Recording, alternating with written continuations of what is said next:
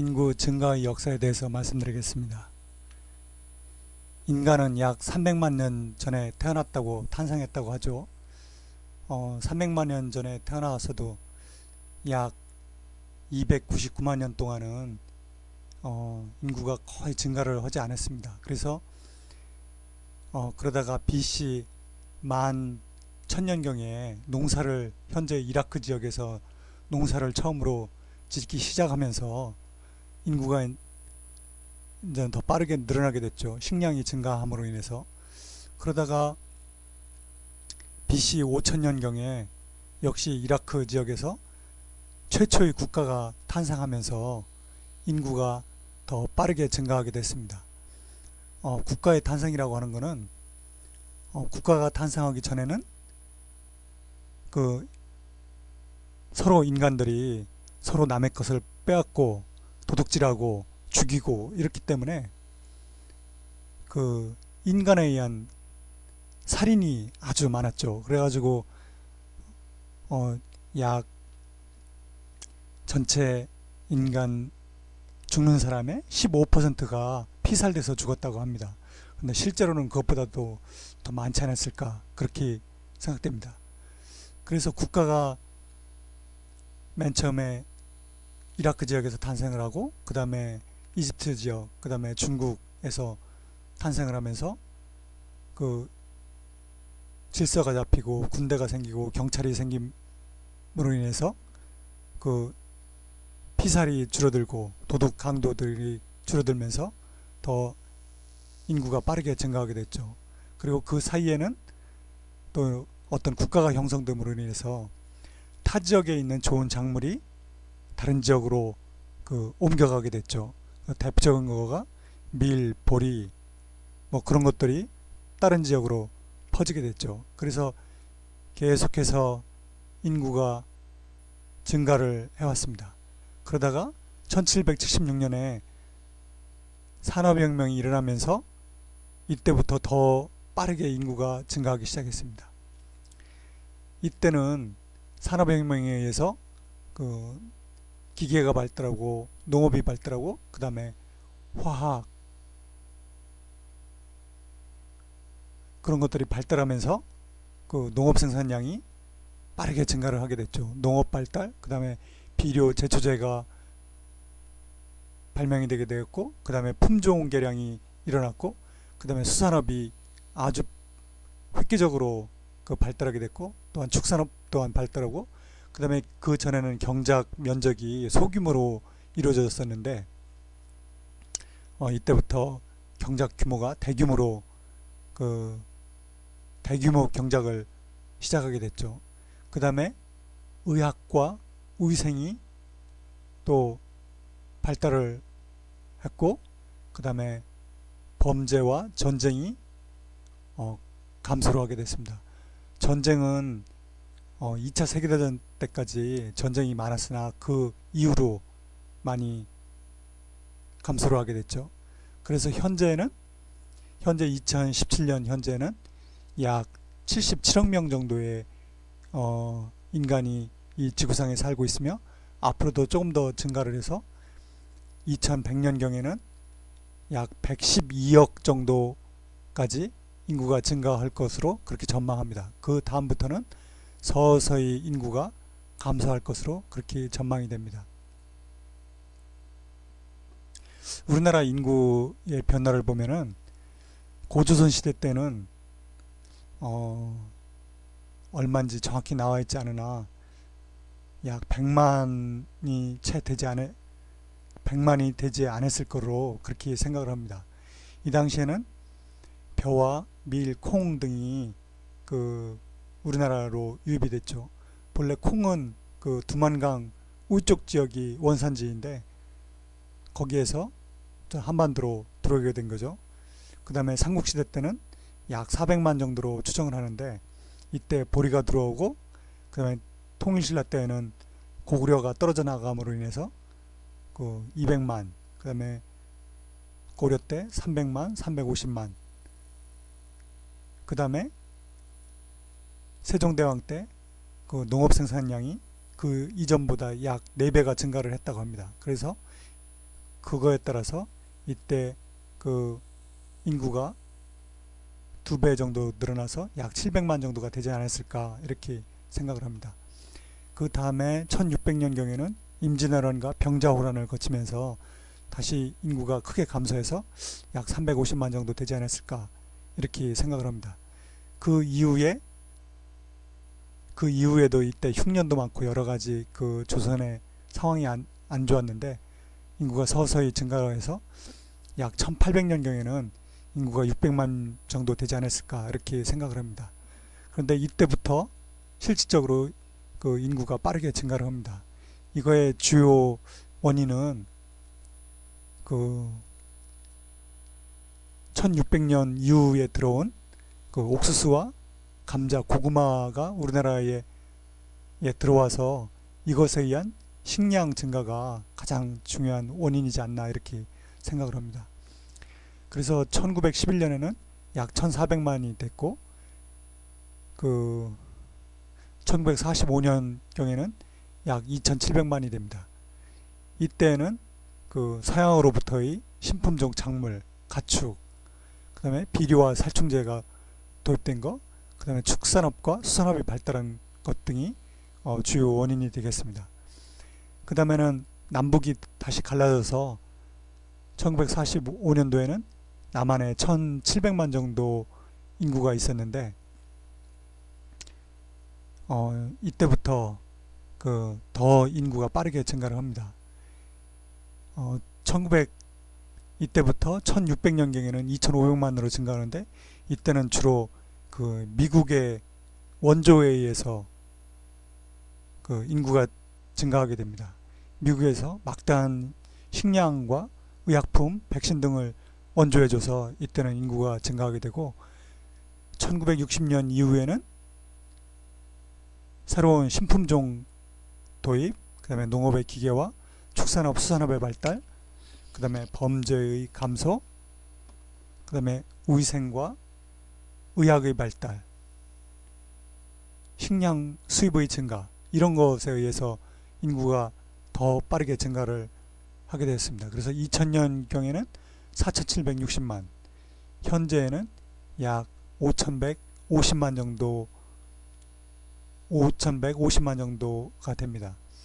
이 인구는 약 2028년경에 5200만 명을 정점으로 해서 정점을 찍은 다음에 빠르게 감소할 것으로 전망됩니다. 이 그래프는 미국의 국방비 그래프인데 여기 6.25가 벌어지기 전에는 약 GDP의 6%가 국방비로 쓰였습니다. 근데 6.25가 발발했을 때는 약 15%의 GDP 15%가 미국의 국방비로 쓰였습니다. 6.25 전에는 미국의 국방비의 많은 부분을 그 유럽 나토에서 사용을 했는데 6.25 전쟁이 터지고 나서 그쪽 부분에 그 사용하던 것뿐만 아니라 더 많이 그 국방비를 증액을 해서 그 6.25에 많이 쓰게 됐죠. 이때 물론 전쟁에 필요한 그 전쟁 물자 이런 것도 많이 지원을 했지만은 이때 우리나라에 식량과 의약품을 많이 지원을 했습니다. 그래서 이 당시에 보면은 그 6.25 아프리카 대륙 전체에 지원하는 것보다 더 많은 식량과 의약품을 우리나라에 지원했다고 합니다. 인구 증가의 주요한 원인 중에 하나가 이 항생제인데 보면은 그 우리나라가 1960년대까지 그 결핵이 사망 원인 1등이었습니다. 그런데 1946년도에 이 결핵 치료제가 그 개발이 됐고 이거가 그 6.25 때부터 우리나라로 들어와서 이 많은 그 사망자 감소하는데 많은 도움이 됐을 거로 그렇게 생각합니다. 현재 이 결핵으로 우리나라에 보면은 환자가 약 한 4만 명 정도가 있고 매년 2,300명 정도가 현재 사망하고 있습니다. 전 세계적으로 보면은 약 200만 명 정도가 매년 사망을 합니다. 자동차 사고로 약 120만 명이 사망하는데, 사망하는 것을 비교하면은 자동차 사고에 의한 사망보다도 거의 2배나 되는 많은 사람들이 현재도 이 결핵으로 사망하고 있습니다. 그 다음에 우리나라의 인구의 증가에 이 백신이 아주 엄청난 기여를 했습니다. 1976년도에 천연두 백신이 개발된 이후에 결핵, 콜레라, 그 다음에 소아마비 이런 것들이 쭉 개발이 됐는데, 1954년도부터 그 백신을 우리나라 사람들한테 맞히기 시작을 합니다. 이때 6.25 전쟁이 끝나고 나서 미국에서 이 백신을 공급을 해줘서 천연두부터 소아마비까지 백신을 맞히게 됩니다. 여기 보시면은 이거는 천연두 환자 사진인데, 이 천연두는 보시면은 천연두, 두창, 마마 뭐 이런 말로 쓰였죠. 그 다음에 그 천연두를 앓고 나면 얼굴이 많이 이렇게 패이기 때문에 앓고 난 사람을 곰부라고도 불렀죠. 그 다음에 이거는 드라마 사진인데, 옛날에는 그 콜레라 때문에 많은 사람이 죽었죠. 조선시대 때는 호열자라고 불렀는데, 아주 이것도 무서운 병이었는데 백신에 의해서 많이 감소하게 됐죠. 그 다음에 제가 어렸을 때만 해도 1970년대만 해도 반에 소아마비에 의해서 다리를 저는 학생들이 꼭 반에 1명 또는 2명씩 꼭꼭 있었는데, 이런 소아마비도 이 백신을 맞힘으로 인해서 크게 감소를 하게 됐죠. 여기 우리나라 출생아 수, 연도별 출생아 수인데, 보시면은 6.25 전쟁 때 출생아 수가 크게 감소하지 않고 오히려 증가를 했습니다. 6.25가 전 세계에서 벌어진 전쟁 중에 7번째로 큰 대규모의 전쟁이라고 하는데, 그 다음에 무려 죽은 사람만 300만 명이 넘는 그런 큰 전쟁이었음에도 불구하고 이와 같이 6.25 전쟁 때 출생아 수가 오히려 증가를 했습니다. 이거는 이 당시에 유엔에서 지원해준 식량과 의약품 때문이 아닌가 그렇게 생각이 됩니다. 그 다음에 1954년도부터 백신을 맞힘으로 인해서 이 당시에는 전부 다 아이가 태어나면은 적어도 1년 또는 뭐 길게는 3년, 4년까지도 뒀다가 동사무소에 출생신고를 했는데, 이때 백신을 맞힘으로 인해서 그 다음에 애들이 죽지를 않으니까 출생아 수가 1955년도에 이렇게 부쩍 더 늘어난 거죠. 그래서 이때부터 출생아 수가 계속 증가를 했습니다. 이것은 그러니까 1955년도 이전에도 출생아 수는 많았지만은 영유아기에 적어도 30%에서 50%가 죽었는데, 이 백신에 의해서 영유아 사망률이 크게 감소함으로 인해서 이와 같이